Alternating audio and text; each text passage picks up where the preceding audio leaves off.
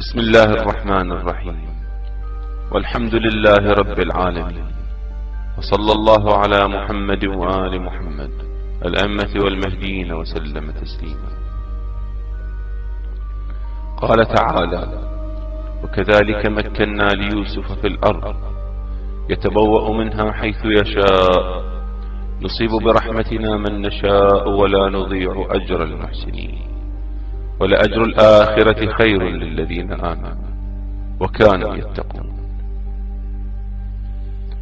أيها المؤمنون، خافوا الله الذي يقدر على كل شيء ولا تخافوا من لا يقدر على كل شيء، بل من لا يقدر على شيء إلا بحول الله وقوته ومشيئته سبحانه. أنتم في هذه الدنيا سائرون، ولا بد لكل سائر من الوصول، فاحذروا أن يكون وصولكم إلى النار، واعملوا أن يكون ورودكم إلى الجنة. ولا بد لكل عاقل أن يتحرى الطريق الذي يوصله إلى السلامة، ولا بد لكل عاقل أن يتحرى الطريق الذي يوصله إلى السلامة، حيث لا ينفع الندم بعد انقضاء المدة وتمام المدة. كنت ولا أزال أحب الوحدة وأستوحش من الناس وأستأنس بالله سبحانه، والله يعلم كم يثقل علي التواجد بين الناس، إلا إن كان الأمر بالمعروف أو النهي عن المنكر أو إرشادهم وتوجيههم إلى الله وتذكيرهم به سبحانه وتبشيرهم بالجنة وإنذارهم من النار. بل ويثقل علي التواجد بين الإخوة المؤمنين بالخصوص، إنهم يجعلون لي تقديرا ومقاما خاصا بينهم، وأنا لا أجد نفسي أهلا لذلك، كما وأخاف أشد الخوف من الله سبحانه أن يحاسبني أو يعاتبني على ذلك التقدير الخاص. والحق أقول لكم أني لم أطلب لنفسي البيعة ابتداء، بل إنما حصل في عهد الطاغية صدام، هو أن جماعة من طلبة الحوزة العلمية في النجف الأشرف قرروا مبايعتي على أني رسول من الإمام المهدي، بعد أن حصلت معهم رؤى وكشف ومعجزات، ثم هم قاموا بطلب البيعة لي من بقية طلبة الحوزة العلمية في النجف، والله يعلم وهم يعلمون ذلك. وهذه كانت البيعة الأولى، ثم ارتد الناس إلا القليل ممن وفى بعهد الله سبحانه، وأمسى من ارتدوا يقولون أن الرؤى والكشف من الجن والمعجزات سحرا، وكانوا يقولون الصادق الأمين، وأمسوا يقولون ساحرا كذابا. وعدت إلى داري وسكنت ما سكن الليل والنهار، مستأنسا بحبيبي سبحانه، راضيا بقضائه وقدره، صابرا موقنا أن الله لا يضيع أجر المحسنين. ثم شاء الله بعد سقوط الطاغية أن يقوم القليل الذين وفوا بعهد الله بدعوة الناس من جديد، دون أن أكون قد أرشدتهم أو دعوتهم لهذا، بل لم أكن قد التقيت بهم أصلا.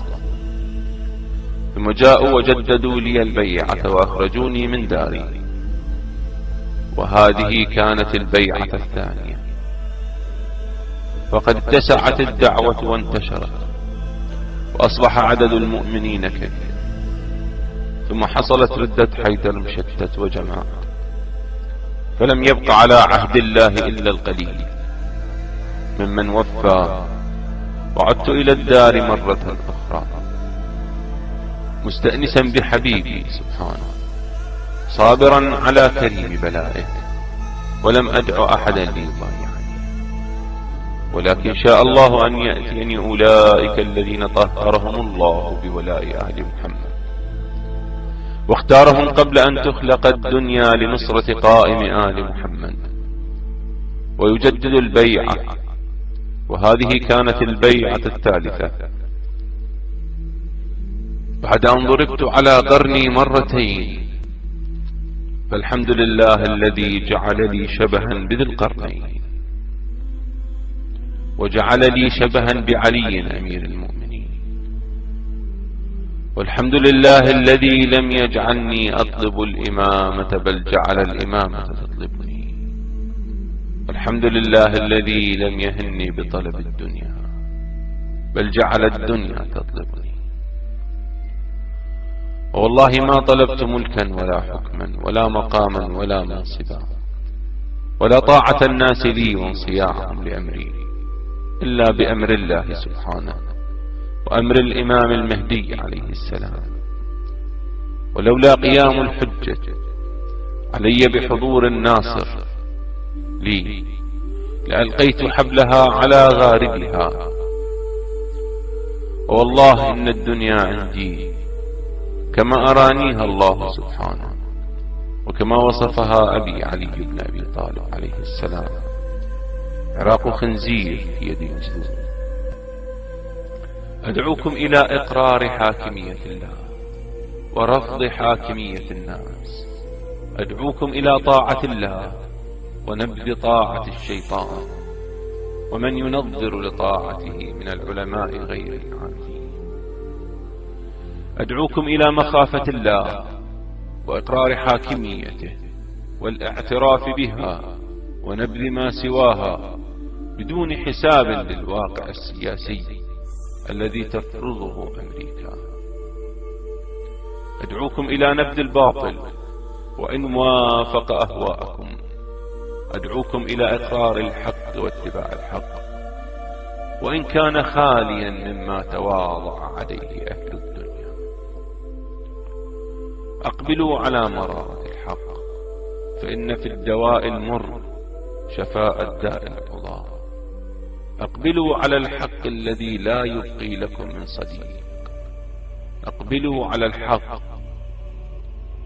والنور وأنتم لا تريدون إلا الله سبحانه والآخرة بعيدا عن زخرف الدنيا وظلمتها.